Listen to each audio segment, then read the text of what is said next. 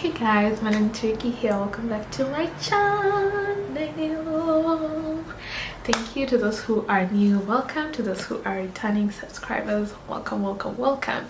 So today we are talking about the challenges faced by international students because they don't talk about it enough, but hopefully I might provide just a little bit of insight on how some things can be figured out. But let's get right into it.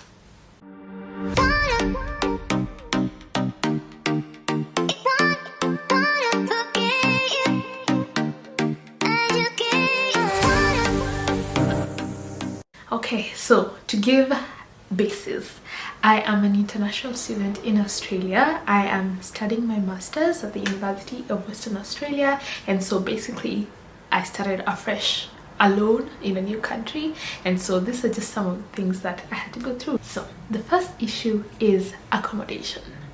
Guys, if there's something I cried about in this Australia, accommodation, because who came in here without somewhere to live? This girl. So today's video is proudly sponsored by Amber. Amber is a student accommodation platform specifically for international students when they're trying to figure out, where am I gonna stay, where am I gonna lay my head. And the best part about them is they have end-to-end support, meaning you have someone helping you from the beginning of not knowing anything to the end of booking your room, your house, wherever you want to live.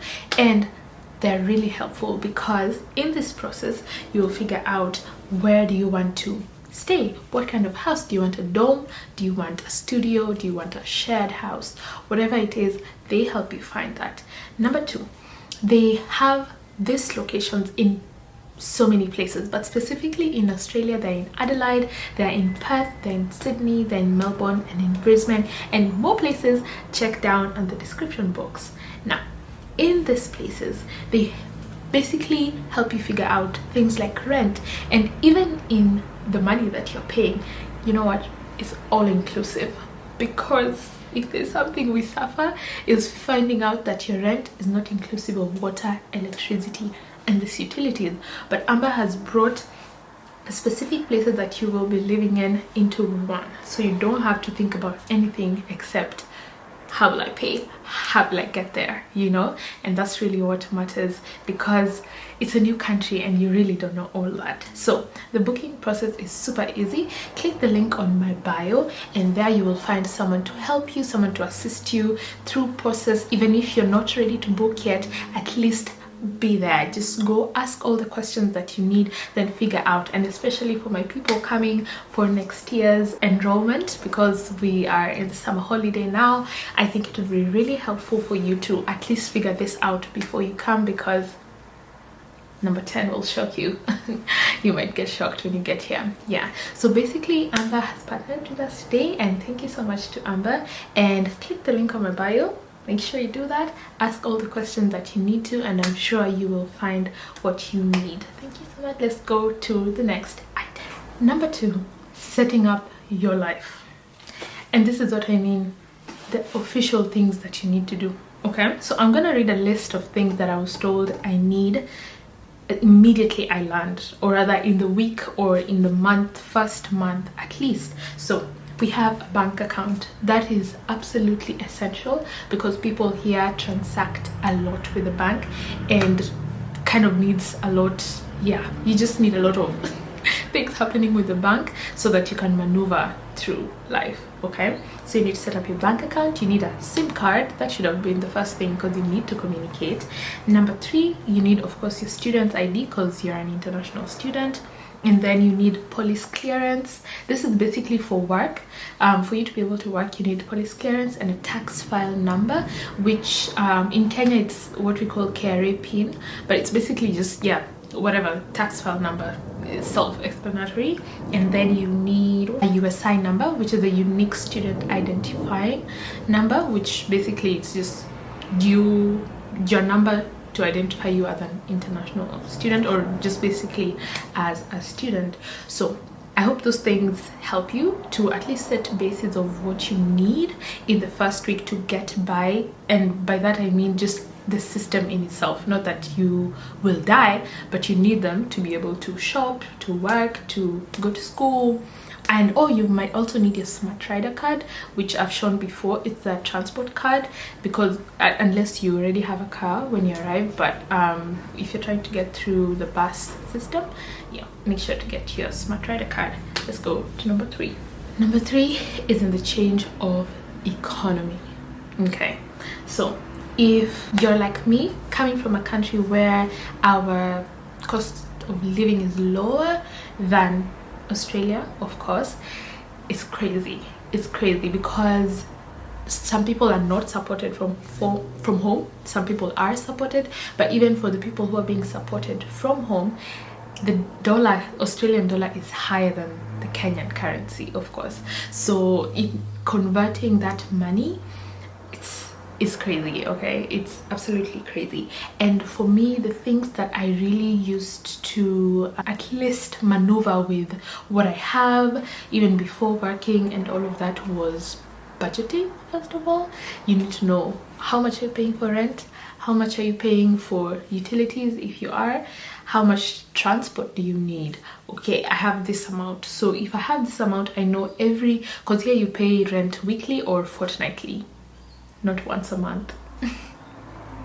That shocked me, by the way. That really shocked me. Anyway, so what I would do basically is budget that money, set it aside, not even look at it twice.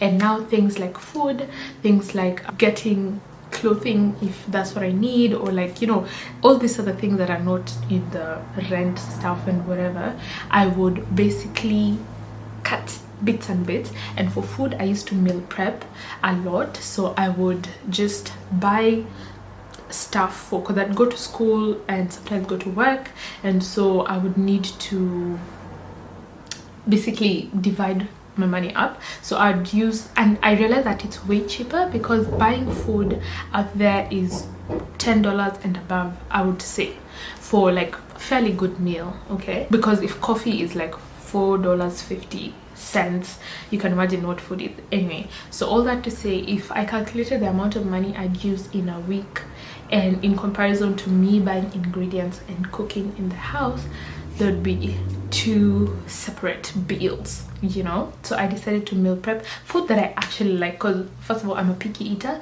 and so if I don't like something, I won't eat it, then I'll be hungry, then, you know, everything that comes with that.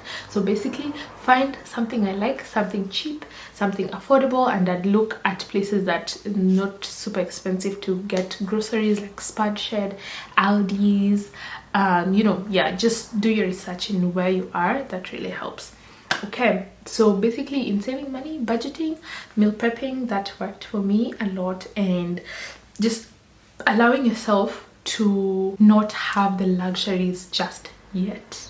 Okay, because you're trying to figure out life, you don't want to be spending all your money out there. Okay, so before getting a job, or before, you know, earning whatever money you'd like to earn, at least be faithful with the little that you have, so that when you get a lot, you're not splurging. Yeah. Okay, so let's go to the next one.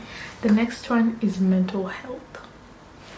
Guys, if there's something that will challenge the heck out of you, it's your mental health as an international student, especially if you are alone, if you haven't come with a family or anything, because there's a lot to do with how do I figure things out, how do I, you know, get things sorted out, how do I stay without my parents, without my family, without the people I used to stay with. You know, it's not the same environment at all. People speak differently, people behave differently, and over here people are very nice, but someone said, I saw a TikTok that said that people don't go out of their way necessarily to form like close-knit relationships, and that's true, but I think you also make the most of what you have, you know. So basically you'll realize that your mental health goes a bit, I'm not playing this on anyone at all, I'm just saying the reality is having to deal with all of those things can really weigh down on you, and you'll compare yourself, especially to, let's say here now, Australians who have their lives figured out. So you'll be in class, you're running from the bus, you're sweating, you don't know how to do this and this, and someone is just chilled and just like, oh really, oh okay, sorry. And you know, it just feels like, oh my god. And then the reality of you left behind a life that was actually, you know, made sense. You knew how to do things, but here you're completely vulnerable, you know. So the mental health part is heavy, but what really helped me, because I'm a believer, so believe in God, and so that really helped. My relationship with God had to, you know, be in this new season. Of course, the new season, I had to get that together, and I would call, would do weekly calls with my family, with my sisters, with my brothers, with my friends, you know, just trying to, I'm not the best at calling back home, no, because it's I don't want to. I think it's just, I guess, how I grew up. We don't call each other that often, okay, and so that's the norm. So we just call to catch up. Okay, how are you doing? How is this thing? And I'm totally okay with it, you know. But also interacting with my classmates have been amazing, you know, and just having people to reach out to, even if it's not fully, that really helps. Okay, let's go to the last thing. The last thing is the speed of life. Okay, so I come from Kenya once again.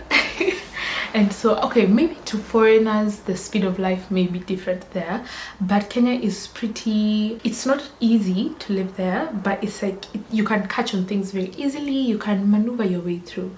But now coming abroad, especially to a first world country,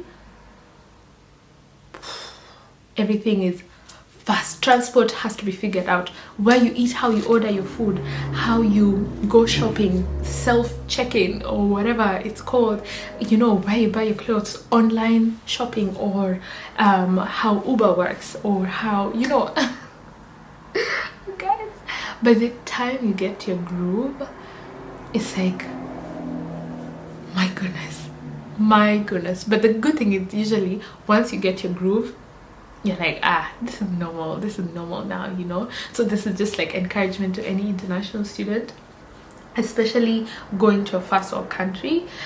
It's difficult to catch up with how fast things are going, but give yourself grace, because what you know is what you've always known, you get. So it's not your fault. Everyone has to go through it, but the only way to get through it is to get through it. There's no shortcut, unfortunately. There's no, you know, one day you wake up and you know everything in the world. No, it's a gradual process. So I would say take your time. Honestly, take your time, because at the end of the day, you don't want to have rushed through a season of life that you were really meant to learn something, or you were meant to, you know, figure out things. And don't be afraid to ask questions. Ask questions, please, because sometimes we think that life has to be difficult, but sometimes all you needed was just to ask someone for help, or ask someone to figure this out for you, or, you know, get an answer quicker than you would have. So don't struggle alone. Feel free to reach out to people who you find as reliable.